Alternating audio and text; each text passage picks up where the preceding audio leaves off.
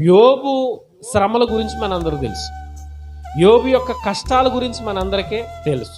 యోబుకున్న కష్టాలను బట్టి ఎవరైనా ప్రార్థన చేస్తే వారి నిమిత్తమే ప్రార్థన చేసుకుంటారు. ఎందుకంటే బిడ్డలు దూరం అయిపోయారు.